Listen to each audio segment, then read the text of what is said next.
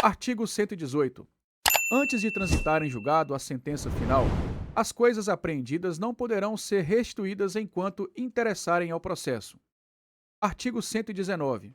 As coisas a que se referem os artigos 74 e 100 do Código Penal não poderão ser restituídas, mesmo depois de transitar em julgado a sentença final, salvo se pertencerem ao lesado ou a terceiro de boa-fé. Artigo 120. A restituição, quando cabível, poderá ser ordenada pela autoridade policial ou juiz mediante termo nos autos, desde que não exista dúvida quanto ao direito do reclamante. Parágrafo 1º. Se duvidoso esse direito, o pedido de restituição autuar-se-á em apartado, assinando-se ao requerente o prazo de 5 dias para a prova. Em tal caso, só o juiz criminal poderá decidir o incidente. Parágrafo 2º.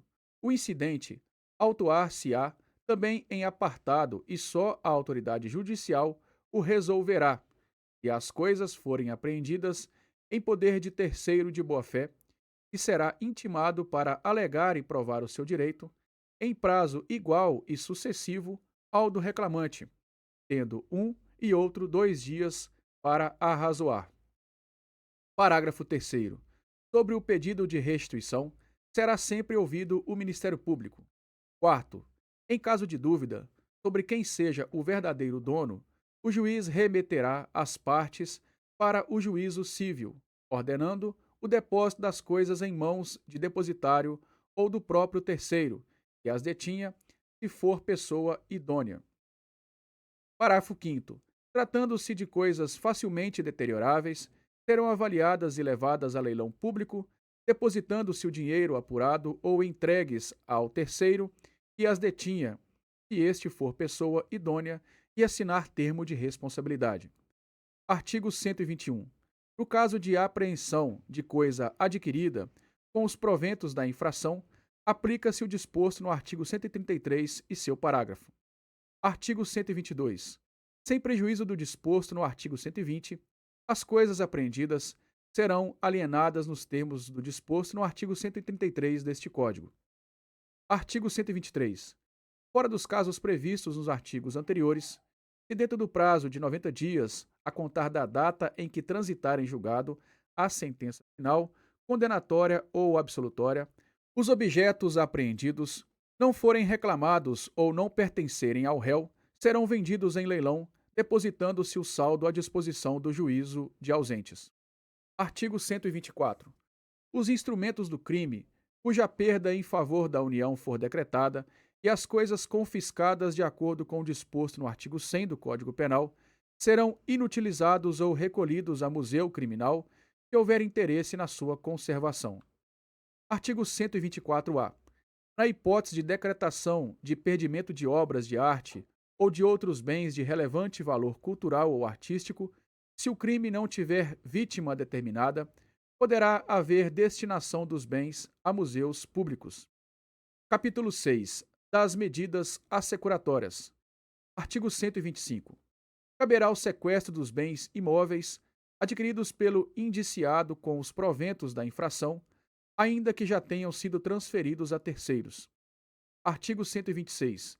Para a decretação do sequestro, bastará a existência de indícios veementes das proveniências ilícitas do bem. Artigo 127. O juiz de ofício, a requerimento do Ministério Público ou do ofendido, ou mediante representação da autoridade policial, poderá ordenar o sequestro em qualquer fase do processo, ou ainda antes de oferecida a denúncia ou a queixa. Artigo 128. Realizado o sequestro, o juiz ordenará a sua inscrição no registro de imóveis. Artigo 129. O sequestro autuar-se-á em apartado e admitirá embargos de terceiros. Artigo 130. O sequestro poderá ainda ser embargado, inciso 1, pelo acusado, sob o fundamento de não terem os bens sido adquiridos com proventos da infração. 2.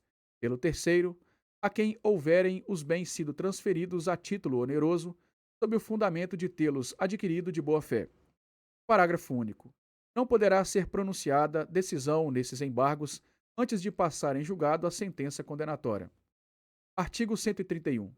O sequestro será levantado, inciso 1, se a ação penal for intentada no prazo de 60 dias, contado da data em que ficar concluída a diligência. 2. Se o terceiro, a que tiverem sido transferidos os bens, prestar caução que assegure a aplicação do disposto no artigo 74, inciso 2, a linha B, segunda parte do Código Penal. 3. Se for julgada extinta a punibilidade ou absolvido o réu por sentença transitada em julgado. Artigo 132. Proceder-se-á ao sequestro dos bens móveis se verificadas as condições previstas no artigo 126, não for cabível a medida regulada no capítulo 11 do título 7 deste livro. Artigo 133. Transitada em julgado a sentença condenatória, o juiz de ofício ou, a requerimento do interessado ou do Ministério Público, determinará a avaliação e a venda dos bens em leilão público cujo perdimento tenha sido decretado. Parágrafo 1º. Do dinheiro apurado, será recolhido aos cofres públicos o que não couber ao lesado ou a terceiro de boa-fé. Segundo, o valor apurado deverá ser recolhido ao Fundo Penitenciário Nacional, exceto se houver previsão diversa em lei especial. Artigo 133-A. O juiz poderá autorizar, constatado o interesse público, a utilização de bem sequestrado, apreendido ou sujeito a qualquer medida assecuratória pelos órgãos de segurança pública previstos no artigo 144 da Constituição Federal, do sistema prisional, do sistema socioeducativo, da Força Nacional de Segurança Pública e do Instituto Geral de Perícia para o desempenho de suas atividades. Parágrafo 1º. O órgão de segurança pública participante das ações de investigação ou repressão da infração penal que ensejou a constrição do bem terá prioridade na sua utilização. Parágrafo 2º.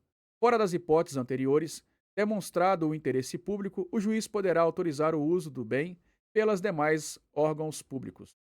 Parágrafo 3º.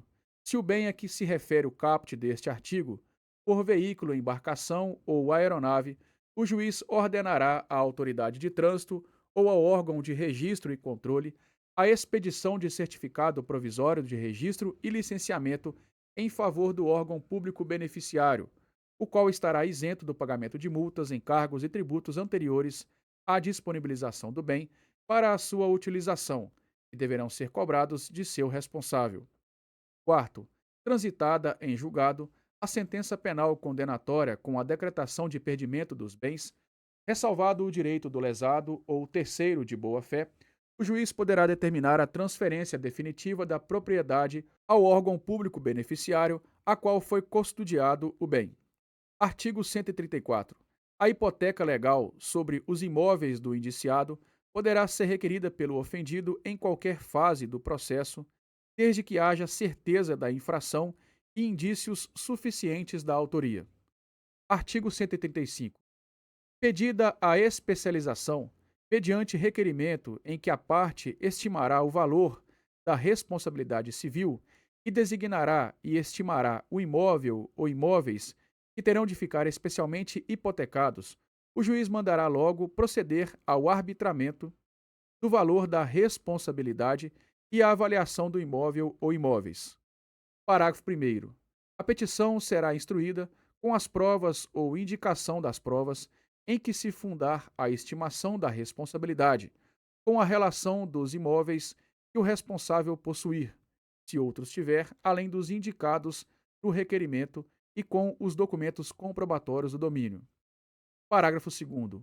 O arbitramento do valor da responsabilidade e a avaliação dos imóveis designados far-se-ão por perito nomeado pelo juiz, onde não houver avaliador judicial, sendo-lhe facultada a consulta dos autos do processo respectivo.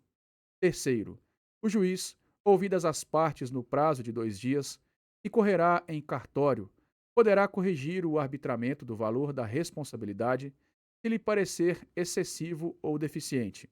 Quarto, o juiz autorizará somente a inscrição da hipoteca do imóvel ou imóveis necessários à garantia da responsabilidade. Quinto, o valor da responsabilidade será liquidado definitivamente após a condenação, podendo ser requerido novo arbitramento se qualquer das partes não se conformar com o arbitramento anterior à sentença condenatória.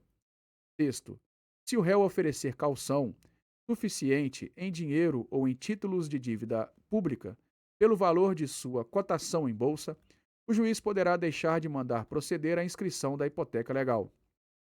Artigo 136. O arresto do imóvel poderá ser decretado de início, revogando-se, porém, se no prazo de 15 dias não for promovido o processo de inscrição na hipoteca legal. Artigo 137.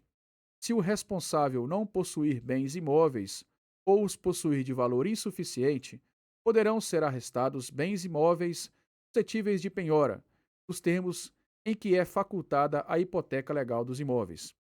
Parágrafo primeiro. Se esses bens forem coisas fungíveis e facilmente deterioráveis, proceder-se-á na forma do parágrafo quinto do artigo 120. Parágrafo segundo. Das rendas dos bens móveis poderão ser fornecidos recursos arbitrados pelo juiz para a manutenção do indiciado e de sua família. Artigo 138. O processo de especialização da hipoteca e do arresto correrão em auto apartado. Artigo 139. O depósito e a administração dos bens arrestados ficarão sujeitos ao regime do processo civil. Artigo 140. As garantias do ressarcimento do dano alcançarão também as despesas processuais e as penas pecuniárias, tendo preferência sobre estas a reparação do dano ao ofendido. Artigo 141. O arresto será levantado ou cancelada a hipoteca se por sentença irrecorrível o réu for absolvido ou julgada extinta a punibilidade. Artigo 142. Caberá ao Ministério Público promover as medidas estabelecidas nos artigos 134 e 137, se houver interesse da Fazenda Pública ou se o ofendido for pobre e o requerer. Artigo 143. Passado em julgado a sentença condenatória, serão os autos de hipoteca ou arresto remetidos ao juiz do cívil. Artigo 144. Os interessados ou, no caso do artigo 142, o Ministério Público, poderão requerer no juízo civil contra o responsável civil as medidas previstas no artigo 134, 136 e 137. Artigo 144-A. O juiz determinará a alienação antecipada para a preservação do valor dos bens, sempre que estiverem sujeitos a qualquer grau de deterioração ou depreciação, ou quando houver dificuldade para sua manutenção. Parágrafo 1º. O leilão far-se-á preferencialmente por meio eletrônico.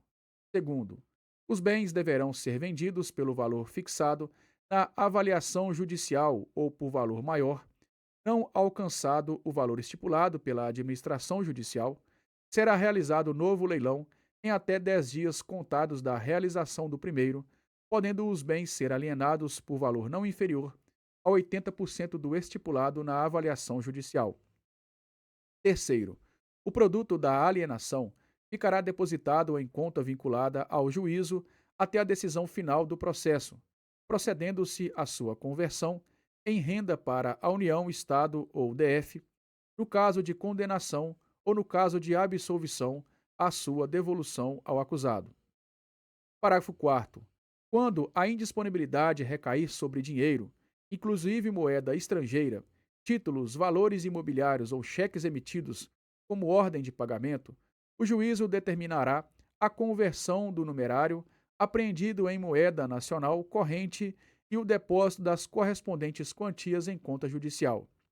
Quinto, no caso da alienação de veículos, embarcações ou aeronaves, o juiz ordenará à autoridade de trânsito ou ao equivalente órgão de registro e controle a expedição de certificado de registro e licenciamento em favor do arrematante, quando este livre do pagamento de multas, encargos e tributos anteriores, sem prejuízo de execução fiscal em relação ao antigo proprietário. Parágrafo 6º. O valor dos títulos da dívida pública, das ações das sociedades e dos títulos de crédito negociáveis em bolsa será o da cotação oficial do dia, provado por certidão ou publicação no órgão oficial. Capítulo 7. Do incidente de falsidade. Artigo 145. Arguida por escrito a falsidade de documento constante dos autos, o juiz observará o seguinte processo: 1. mandará autuar em apartado a impugnação e em seguida ouvirá a parte contrária, e no prazo de 48 horas oferecerá resposta. 2. Assinará o prazo de 3 dias, sucessivamente a cada uma das partes, para a prova de suas alegações. 3.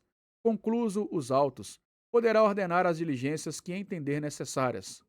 4.